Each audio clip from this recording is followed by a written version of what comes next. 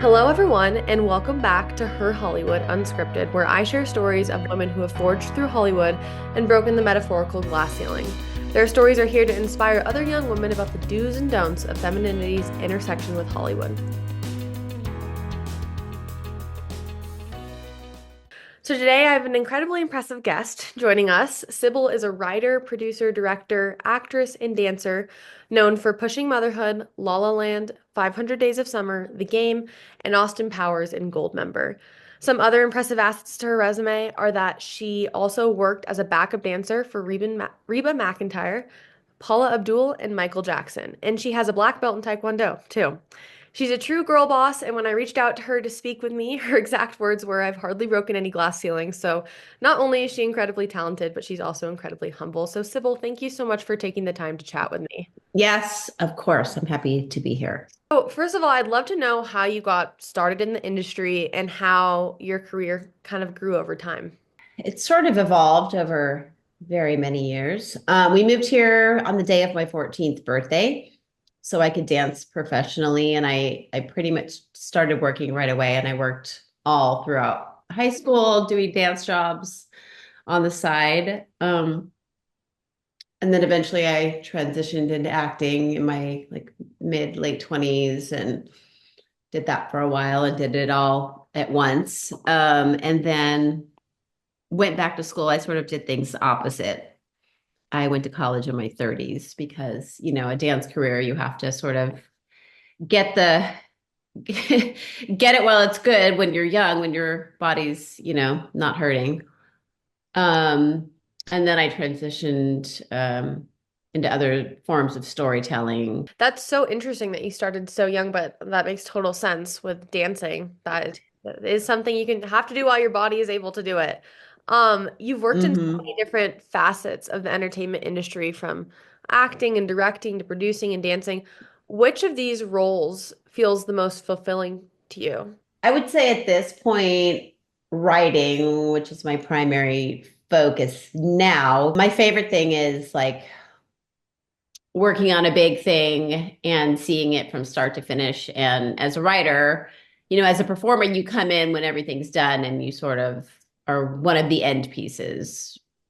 But as a writer, you get to be there from the nascency of a project and, coming up with the ideas and sometimes creating the characters and you're like, oh, I want this thing to happen, like, oh, we're going to build a barbershop, but the barbershop's going to burn, and then you get to see it all come to life, based on the ideas that you and the team you're working with come up with. So I think that's the most satisfying. And when you're working on an episode and producing your own episode and you get to see your words come to life, I think that's the most fulfilling experience I've had so far. Absolutely, that makes total sense. And how did you go from dancing to now then having a hand in acting or even directing or producing and writing? How did your career transition from dancing into these other roles? Great intention, hard work, and hustle. And you've been, I think, a trailblazer in many ways, working in male-dominated industries, and pushing boundaries.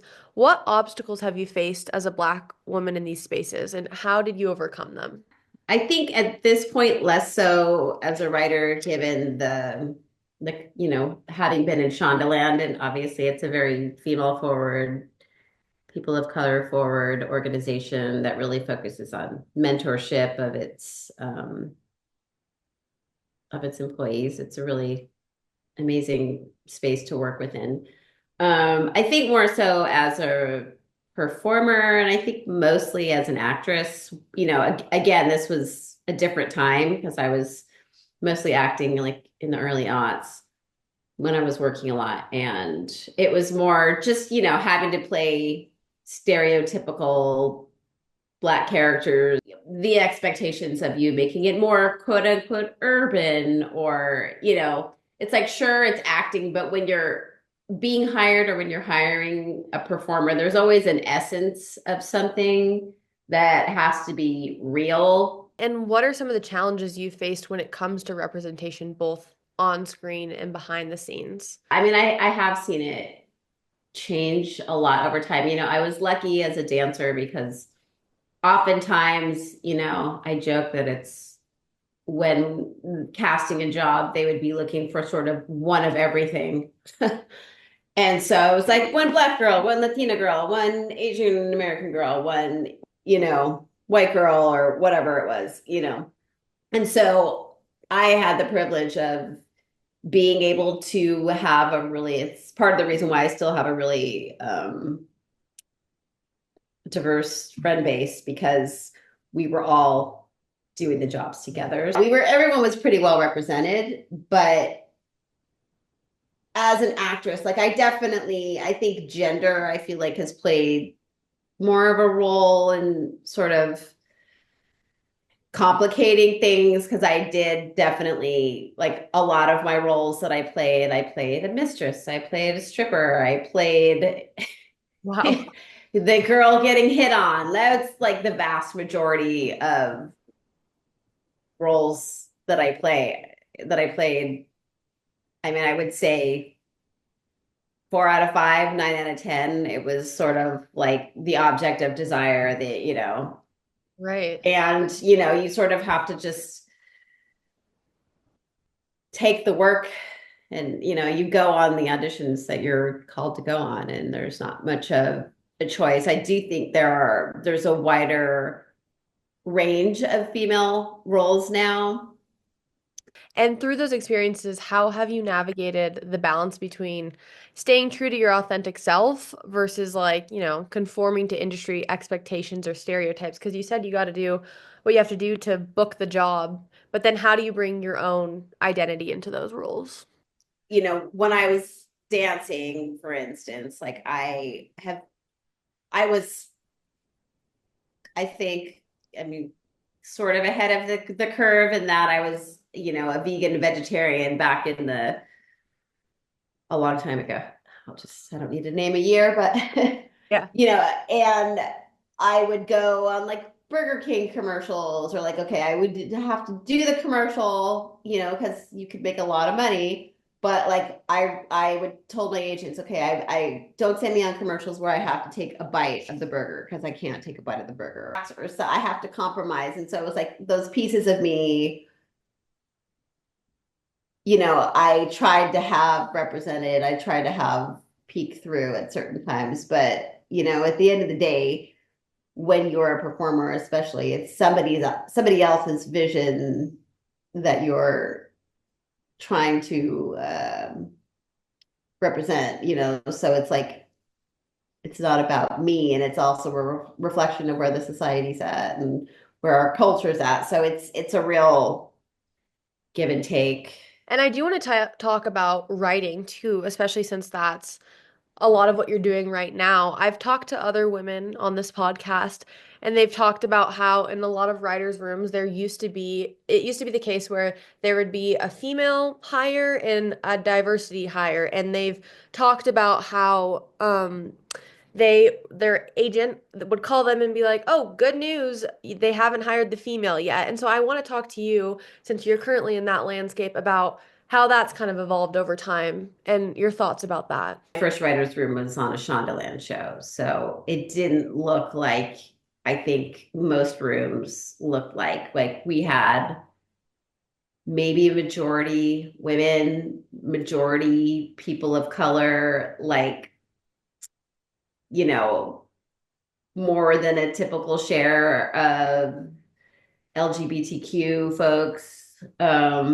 So I'm sort of the wrong person to speak to about that because I think there was great intention that they try to create rooms that don't look like previous rooms have looked. I obviously I'm not in the rooms, so I don't know, what their directive is, but I know what our room looked like. And I do recall being surprised and delighted at the composition of the room. But I have heard from other writers who have been in the game for a long time that our room was not a typical room. So I feel really blessed to have been able to be in that space with them for the final 2 seasons that the show was on. Both the most generous amazing bosses that I could have ever asked for, and really gave me the opportunity of a lifetime.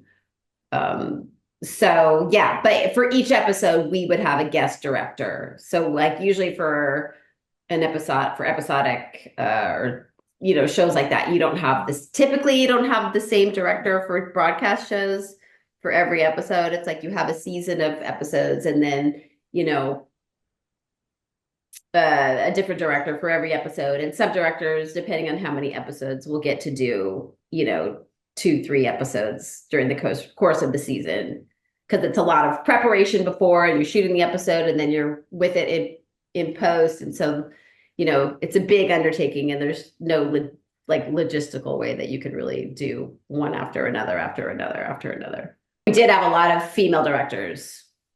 And that's what I wanted to ask you about. To what degree do you think female leadership impacts the diversity in these rooms? Do you think there's any correlation between there's I do think there's a big correlation, because coming into working in a under a female led company, and like I got my first yes, the way I got my foot in the door after like submitting to everything and hearing nothing. And a friend of mine who's a woman saw that I was working on the show and offered, I didn't even ask her, she offered to send my materials to them. And I was like, of course, please, absolutely, that would be amazing, not expecting to hear anything back. And I got the job. And this was at the time our number two in charge, who was a woman. He's the one who gave me my first big yes and got my foot in the door. Kylie Donovan, and I'm like forever grateful for her. And because of her, also because I'm older, making a career transition, I do think age at this point is playing more of a factor for me, because I'm making a later in life career transition. And, but I think having her champion, my friend who's a woman championing me, and then Kylie championing me, and then, under Krista, and then Zoanne and Peter, and, all of them under the mandate of Shonda, who I suspect is, wanting to bring more people in behind her, and, sort of changing what the faces look like behind the scenes. So I think it's had a huge impact for me specifically in that space. And again, I'm still at the beginning of my writing career, but I do believe it's all these women that have given me the green light, which has been really heartening. That's so great to hear. And I do want to talk about, you talked a little bit about your age.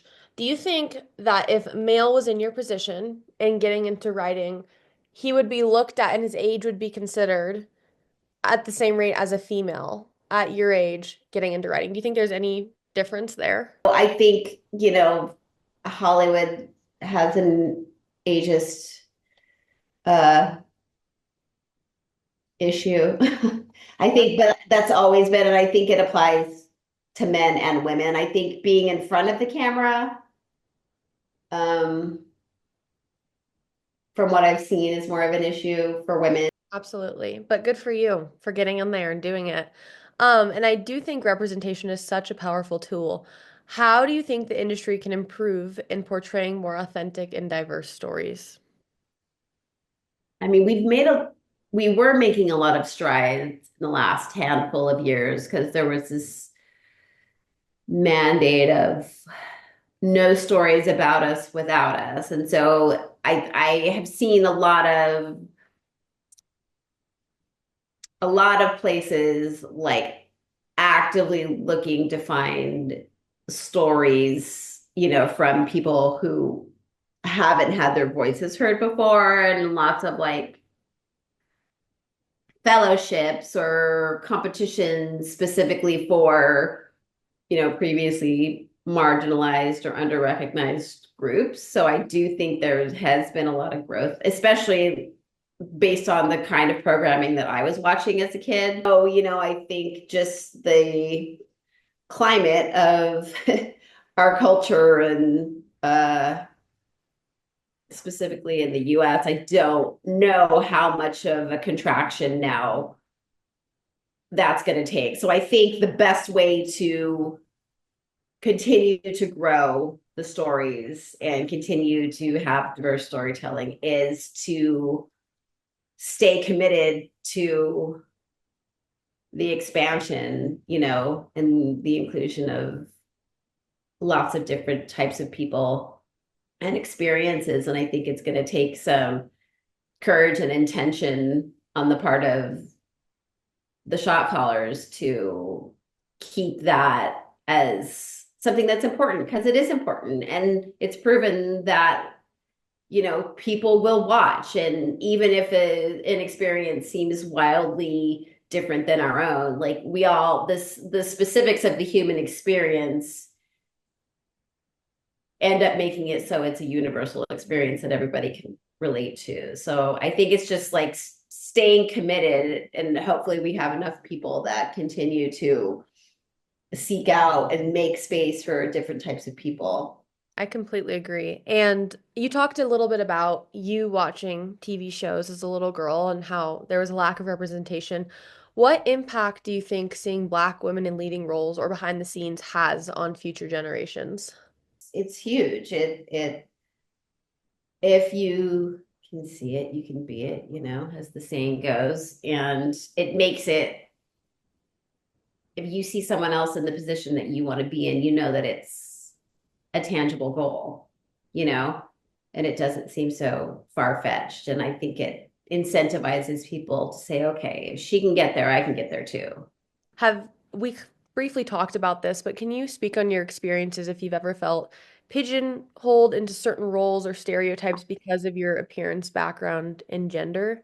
I mean, I've always been typecast. People are always typecast. Like since I've been in the business, it's always been like that. When I was dancing so long ago, it was like, okay, oh, I got typed out was a thing. Like, oh, they're not looking for my type. Like it's just always been a thing. There's people are sorted and categorized according to, you know, how they present. And that's just always how it's been. I think previously things like that were being viewed as maybe just not like second thoughts weren't given. And now I think with more conversations about representation and diversity in rooms, I think maybe there's just more, academic conversation around it and about how we should go forward.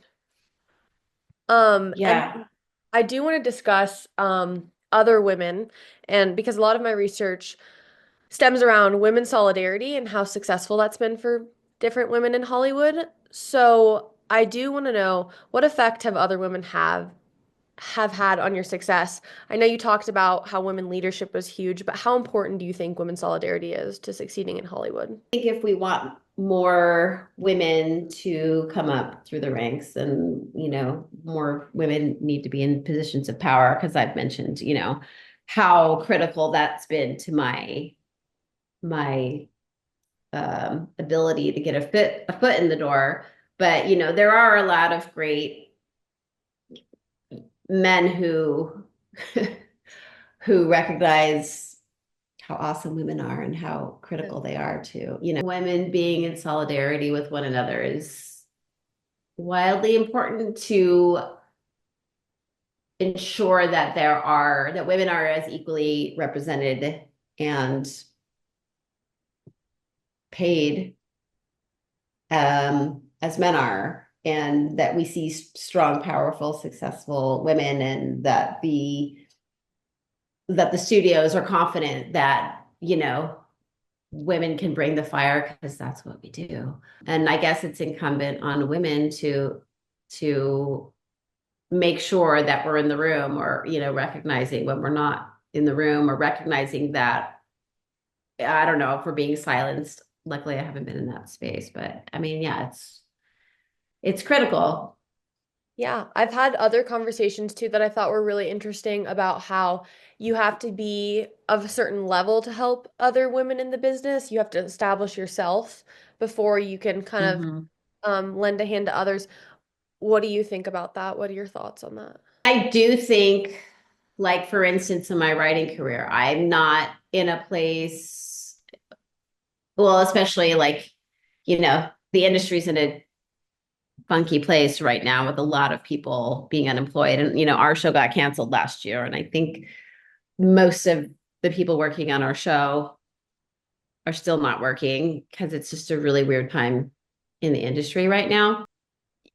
I do believe you have to be, yes, I agree with the fact that you have to be like in a spot with enough juice to be able to pull in people in terms of like getting them jobs. Absolutely.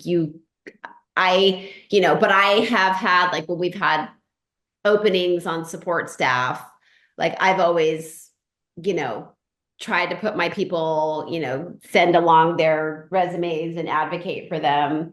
And again, I don't have like hiring power, but I can put people, when I was on the show. Now until I get hired on another show, I don't have any juice really. What I do have the power to do right now is that my ability to reach back now because I'm not on a show right now and I don't have a lot of juice as a writer. I reach back and I I talk to students, like I have people reach out to me to talk to their students at their school about my experience. And I had a fellowship. I was a fellow for the TV Academy Foundation. And so like I went and spoke on a panel back in the summer and some of the people who are interns and fellows now reached out. And so like I'll meet with them and give my advice. And anybody, that has reached out to me to ask a question, to ask for help, or to ask my experience or advice, or, I have said yes to. And that's how I can help now.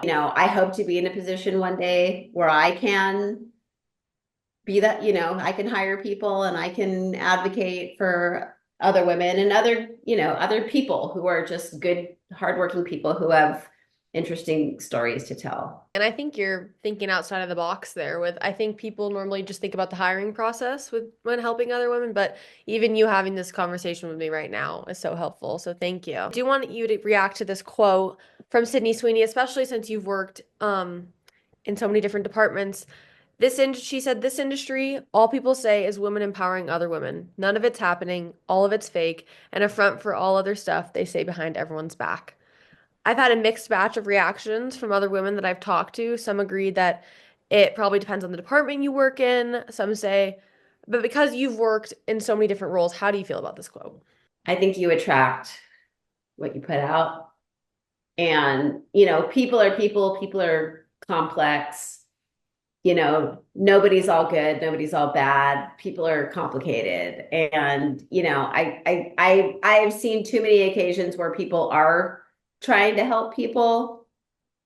People have helped people. People are going to talk shit because that's what people do. Yep. We're human beings, and I don't think it's as simple as that. I agree. I think when you make blanket statements about any group, I mean, it's hard to say that everyone is the same. Yeah, it's not. And obviously she's operating at a much quote unquote higher level than obviously specifically I am. But I think, I have a lot of life experience and I think, there's good, there's bad, there's shit, there's sun. That's just life, and you try to cultivate the experience and the life that you want to have, and you just try to put out more good than bad, and that's all you can do. Absolutely. And then I do want to end on a positive note, because I do think that industry can be so rewarding for young women. So I want to know what has been your most memorable moment from your career so far? Well, before I was on this writing trajectory, I would have said like my favorite thing is as a dancer performing live on stage with like at a big concert with an artist was my favorite. Just you're in conversation, like this sort of like spiritual conversation with the audience. And it's just amazing. But now having, co-written and co-produced an episode of broadcast network television, which is like my perfect spot. And like I was saying earlier, you know, beating up this story and breaking the story with a room of wildly talented people and writing the story and writing the dialogue and seeing it all come to life and like, you know, helping with casting and helping bring it to its feet and then seeing it come to life through the talent of the actors. Just the whole process, like that has been the most satisfying thing. And then, you know, seeing it air on television and now I can just bring it up and watch it anytime I want. You know, as a writer, you pour your whole guts into it, or at least I do as a writer. And it's very satisfying, you know, to have worked with the team to make a big idea come to life. And when the big idea comes to life, you know, for you and the people that had this vision, it's the most exciting thing. And it's all I want to do. So awesome. And then if you could only give one piece of advice to young women trying to get into the industry, what would it be? Have a lot of savings, be smart with your money, save as much money as you can, you know, be smart, create, you know, take care of your body, get enough sleep, eat well, make time to work on your craft, never stop working on your craft. You know, it's all about the hustle, but in a good way. Like don't be an asshole because people will remember that. Yeah, just be a good person and work hard, I think. I think that's awesome advice. And I think that your insights and perspectives have been so valuable to this podcast, especially since you started out dancing, but now you're doing writing. So I think you've kind of seen both sides. So thank you so much for taking the time to sit down and talk with me today. Of course, of course. I wish you the best of luck. Thank you so much. All right. Yeah. We'll see you guys on next week's episode. So thank you, Sybil, and see you next week. Bye.